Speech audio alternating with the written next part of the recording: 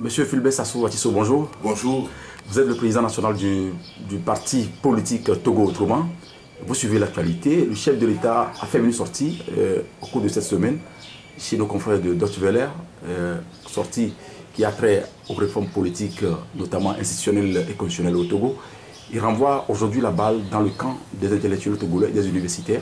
En tant que politique, responsable de parti politique, quelle analyse faites-vous de cette déclaration? La sortie que le chef de l'État a faite en Allemagne, où il s'est exprimé sur la question des réformes, qui est une question très pendante dans l'actualité politique, est une véritable diversion. D'abord, le chef de l'État estime que la question des réformes ne doit pas être une question universelle à l'Afrique. Il faut tenir compte des réalités contextuelles. Ça n'est pas vrai. La limitation des mandats, quand on voit l'histoire récente des pays africains qui ont connu des dictatures, où nous avons eu des présidents à vie, au Togo par exemple, au Zaïre, actuel Congo démocratique, il est évident que partout en Afrique, on doit limiter les mandats. Donc, la question de contexte qu'il a posée est complètement fausse. Deuxième chose, il a dit qu'il faut confier cette question aux intellectuels et aux universitaires. Là aussi, c'est une aberration. C'est une aberration tout simplement parce que la Constitution de 1992 a réglé la question. Parce que c'est l'ensemble des couches et des classes de nos sociétés qui se sont prononcées en 1992 en faveur d'une constitution dans laquelle on a prévu la limitation du mandat à 2. Article 59 de la Constitution.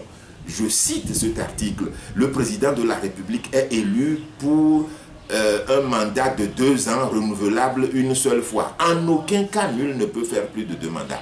Les intellectuels se sont exprimés, les universitaires se sont exprimés, les populations se sont exprimées, tout le monde, y compris les dignitaires du parti RPT à l'époque, même feu Gnassingbé et Yadema. Donc ce n'est pas une question qu'il faut confier à une couche spécifique de notre société puisque la question est déjà réglée.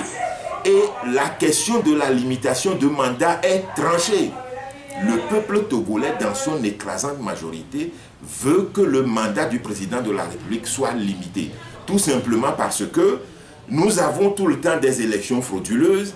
Au moins de fraude électorale en fraude électorale, nous savons que le chef de l'État va aller se confronter à un mur avec le principe de la libéralisation du mandat. Donc, notre parti politique, le Togo Autrement, rejette catégoriquement cette affirmation du chef de l'État, qui pour nous sont des propos spécieux, malveillants, qui cachent des intentions de présidence à vie. Le chef de l'État veut avoir une présidence à vie, il ne veut pas limiter le mandat présidentiel. Et face à ces déclarations-là, qui font suite à une autre déclaration faite par un membre influent de UNIR qui a dit que l'accord politique global est caduc, il y a une manifestation claire de la volonté de UNIR de ne pas faire les réformes fondamentales, les réformes dont nous avons besoin, la limitation de mandat, le mode de scrutin, le régime politique, la réforme de la CENI, la réforme des institutions, la Cour constitutionnelle, la HAC, etc., etc., etc. Donc il faudra que l'opposition prenne la mesure de la situation pour s'organiser afin de contraindre le parti UNIR et le chef de l'État notamment à opérer les réformes politiques dont le Togo a besoin pour aller de l'avant. Voilà, faire face à cette situation aujourd'hui, et qu'est-ce qu'il y a lieu de faire au niveau de... Ce qu'il y a lieu de faire, c'est d'abord de faire le constat que dans le pays, il y a 2 volontés. Une volonté qui est contre la mise en œuvre des réformes et une volonté qui est pour la mise en œuvre des réformes. Et quand vous analysez la situation politique de notre pays, vous constatez, vous comprenez que sans ces réformes, ce pays n'a pas d'avenir. Ce pays n'a pas d'avenir parce que nous aurons des élections frauduleuses, nous aurons le même régime politique pendant tout le temps et ce pays risque de stagner, même de reculer. C'est la raison pour laquelle, eh bien, comme je le disais tantôt, ce qu'il faut faire, c'est d'engager l'ensemble des forces politiques société civile et citoyens tout court, qui veulent que les réformes soient opérées, qui pensent que sans les réformes, ce pays n'a pas d'avenir, c'est d'engager tout le monde dans un grand front de refus.